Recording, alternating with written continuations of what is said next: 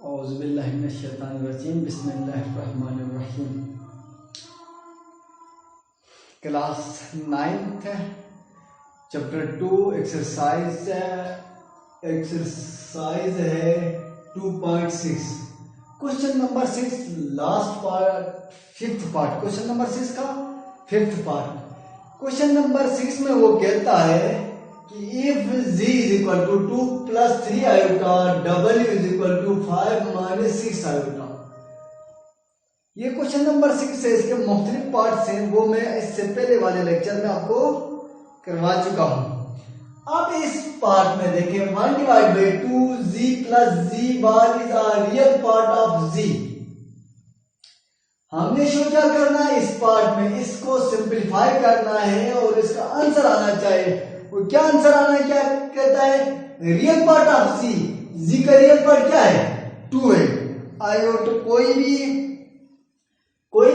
z हो w हो कोई भी उसका रियल पार्ट क्या होता है, आयोटा के बगैर वाला रियल होता है, आयोटा के साथ जो नंबर होता है वो क्या होता है इमेजिनरी पार्ट होता है। तो ये क्या है z का रियल पार्ट है। तो इसके क्वेश्चन नंबर दूसरे नेक्स्ट क्वेश्चन में लाइट गई में हमने क्या शो करना है 1 divide by 2 z plus z bar is a real part of z show करना है, z का रियल पार्ट शो करना है। सॉल्यूशन में सॉल्यूशन की तरफ आता हूं 1 divide by 2 z plus z bar is equal to 1 divide by 2 values put करते हैं जस्ट। z की वैल्यू क्या है 2 प्लस 3 आयोटा प्लस z फिर से z बार 2 प्लस 3 आयोटा बार, जस्ट कंजुगेट ले रहा हूं। ये मेरे पास ले लिया और इसको सिंपलीफाई करना है और z की वैल्यू मैंने पुट कर लिया। अब इसको मैं सिंपलीफाई करता हूं 1 divide by 2 plus 3 iota plus, अब ये कंजुगेट हटाएंगे तो क्या होगा साइन चेंज। किसकी साइन चेंज, कौन से नंबर की साइन चेंज हो जाती है, इमेजिनरी पार्ट की साइन चेंज हो जाएगी। सही है, ये क्या है 3 आयोटा 3 क्या है इमेजिनरी पार्ट है तो उसकी साइन चेंज कर लेंगे। अब ये देखें ये प्लस में ये माइनस में और लाइक से कैंसल ईच अदर। अब ये 2 प्लस 2 क्या आ गया 4 आ गया 4। अब देखें 4 1 था 4 डिवाइड बाई 2 2 1 था 2 2 2 था 4 2 तो 1 divide by 2 z plus z बार ये क्या है, ये z का रियल पार्ट के बराबर है। z का रियल पार्ट क्या था 2 था, विच इज आपने लिखना है which is real part of z, real part of z का क्या है ये रियल पार्ट है। अब इसका नेक्स्ट पार्ट है जिसमें नेक्स्ट पार्ट की तरफ बढ़ता हूं, ये क्या है 1 डिवाइड बाई 2 z माइनस है, यहां प्लस की जगह क्या है माइनस है, is imaginary part of z। Imaginary part क्या है इसका, z का इमेजिनरी पार्ट क्या है, z का इमेजिनरी पार्ट है 3 है, इमेजिनरी पार्ट क्या है 3 है, ये 3 है। ये हमने शो करना है, क्या शो करना है 1 divide by 2 z minus z bar is imaginary part of z है, रियल पार्ट की क्या है जगह इमेजिनरी है, इमेजिनरी पार्ट ऑफ z। हमने ये शो करना है क्वेश्चन में, यही मैं शो करता हूं सॉल्यूशन, फिर उसी तरीके से ही करना आपने 1 divide by 2 z minus z bar is equal to values put 1 divide by 2 plus 3 iota minus के बाद ब्रैकेट लगा रहा हूं, क्यों लगा रहा हूं z बार की वैल्यू है, सिर्फ एक की वैल्यू हो तो फिर ब्रैकेट नहीं लगाते। z की वैल्यूज क्या है 2 या 2 पार्ट से ज्यादा हैं, 2 एलिमेंट से प्लस माइनस की शक्ल में, इसलिए ब्रैकेट लगा रहा हूं क्योंकि ये माइनस जो है पूरे z के साथ मल्टीप्लाई हो रहा है। Sign 2 plus 3 iota whole bar bracket close. अब ये क्या करूंगा, ये कंजुगेट एक ही आयोटा के नीचे है, एक ही आयोटा है कंजुगेट के नीचे, तो हम कंजुगेट हटा सकते हैं, तो मैं कंजुगेट हटाता हूँ। 1 divide by 2, 2 plus 3 iota minus 2 minus 3 iota. जब तक ये कंजुगेट नहीं हटाएंगे कोई भी चीज आप बाहर से मल्टीप्लाई नहीं कर सकते। जैसे ये माइनस से माइनस पहले हम मल्टीप्लाई नहीं कर सकते थे जब तक कंजुगेट नहीं हटाए, तो अब मल्टीप्लाई करते हैं। 1 divide by 2, 2 plus 3 iota minus 2 minus minus plus 3 iota. अब इधर देखें, अब इस क्वेश्चन में गौर से देखें, नीचे आयोटा भी है, आयोटा भी है, आयोटा भी है, इधर भी आयोटा है, इधर भी आयोटा है, ये भी आयोटा है। ठीक है, आयोटा लिख देता हूं। ये प्लस माइनस 2 कैंसिल हो गया, तो 1 डिवाइड बाई 2 आयोटा इंटू ये क्या है 2 3 6 आयोटा, आयोटा आयोटा कैंसिल हो गए। 6 डिवाइड बाई 6 1 6 डिवाइड बाई 2 2 1 2 3 तो ये आंसर क्या है 3। तो ये क्या है बताएं, ये क्या है इमेजिनरी पार्ट ऑफ जी है। तो 1 divide by 2 iota into z minus z bar which is क्या है, which is imaginary part of z. Imaginary part है, z का इमेजिनरी पार्ट है। तो अब next question number 7। Question number 7 is also very important है, इसको गौर से देख लें। क्वेश्चन नंबर 7 में कहता है सोल्व द फॉलोइंग इक्वेशन। तो जब भी किसी इक्वेशन के अंदर सोल्व का लफ्ज सोल्व कर लिखेगा तो उसका मतलब होता है उस इक्वेशन के अंदर जो वेरिएबल्स इन्वॉल्व हैं उनकी हमने वैल्यू फाइंड करनी है। इस इक्वेशन, ये इक्वेशन है, इस इक्वेशन के अंदर वेरिएबल कौन सा इस्तेमाल है बताएं, x और y इन्वॉल्व है। x और y की हमने वैल्यू फाइंड करनी है, तो x और y की वैल्यू फाइंड करनी है। मैं अब x और y की वैल्यू फाइंड करता हूं, कैसे करता हूं आप देख लें। a plus b iota is equal to c plus d iota है, इमेजिनरी नंबर्स की एक प्रॉपर्टी है। अगर ये और ये बराबर है, इक्वल का मतलब है इक्वल है, उसका मतलब है कि ये रियल पार्ट रियल के इक्वल होगा। दिस इंप्लाइज जब भी जहां भी ऐसा लिखा हो a plus b iota is equal to c plus d iota, उसका मतलब है a is equal to c है और b is equal to d है। रियल के बराबर होगा, इमेजिनरी के इक्वल होगा। a plus b iota is equal to c plus d iota. अब देखें a is equal to d equal नहीं होगा या b is equal to c equal नहीं होगा, क्योंकि ये रियल इमेजिनरी है, ये रियल है, ये रियल है, ये इमेजिनरी है, इस तरह इक्वल नहीं होंगे। रियल के इक्वल होंगे, इमेजिनरी के इक्वल होंगे। अब इसके लिए हमने क्या करना, लेफ्ट साइड में भी सिंगल आयोटा लेकर आना है, राइट साइड में भी सिंगल आयोटा लेकर आना है। लेफ्ट साइड में सिंगल आयोटा है, राइट साइड में सिंगल आयोटा है, लेफ्ट साइड में सिंगल आयोटा नहीं है। तो मैं इस क्वेश्चन को सोल्व करूंगा, पहले सोल्व करके इसको किस फॉर्म में लेकर आऊंगा, सिंगल आयोटा की फॉर्म में लेकर आऊंगा, फिर मैं कंपेयर करूंगा। मैं यहां से सॉल्यूशन लिखता हूं, अब क्वेश्चन एक दफा लिखने के बाद सॉल्यूशन करें। अब जस्ट मल्टीप्लाई 2 इंटू ये क्या x plus y iota minus 3 iota into x plus y iota is equal to 4 plus iota. Just multiply किया, ये इसके साथ भी लिखा, ये इसके साथ भी लिखा, जस्ट अब पहले ही मल्टीप्लाई भी कर लेते हैं। 2x plus 2y iota plus minus 3x iota, iota last में लिख रहा हूं, सही है, plus minus 3y iota square is equal to 4 plus iota.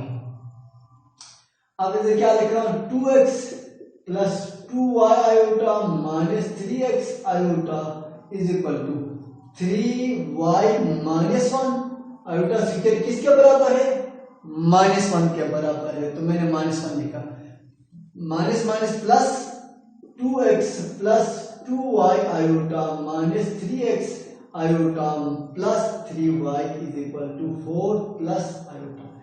ये और ये रियल है क्योंकि इन दोनों के साथ कोई आयोटा नहीं है, तो इस वजह से ये दोनों क्या है, रियल है। ये दोनों इमेजिनरी है तो इमेजिनरी इमेजिनरी के साथ लिखता हूं, रियल रियल के साथ लिख रहा हूं। Plus 2y iota minus 3x iota is equal to 4 plus iota. अब ये रियल आ गया, ये इमेजिनरी आ गया, ये दो आयोटा है, इन दोनों में से आयोटा क्या लेता हूँ, कॉमन लेता हूँ ताकि सिंगल आयोटा बन जाए। 2x plus 3y plus 2y minus 3x iota मैंने क्या किया, कॉमन लिया, is equal to 4 plus iota. क्या किया मैंने, आयोटा को कॉमन लिया। अब देखें, अब कंपेयर कर सकते हैं, लेफ्ट साइड में सिंगल आयोटा है, राइट साइड में भी क्या है, सिंगल आयोटा है। अब लिखना है लफ्ज, क्या लिखना है, कंपेयरिंग। कंपेयरिंग किसको कर रहे हैं, real and imaginary parts. Imaginary parts real real के इक्वल होते हैं, इमेजिनरी इमेजिनरी के इक्वल होते हैं। आयोटा के साथ जो भी कोएफिशिएंट होगा वो इस साइड वाला आयोटा के कोएफिशिएंट के बराबर होगा, इधर जो भी रियल होगा वो इधर रियल के बराबर होगा। 2x plus 3y is equal to 4 answer आ गया। दूसरा इक्वेशन 1, इधर रियल कुछ दिया क्या है, 1 है, आयोटा के साथ कोई भी नंबर दिया तो समझा क्या जाता है, आयोटा है तो 1 समझा जाता है। तो इधर क्या होगा बताओ, 2x minus 3y is equal to 1, equation 2।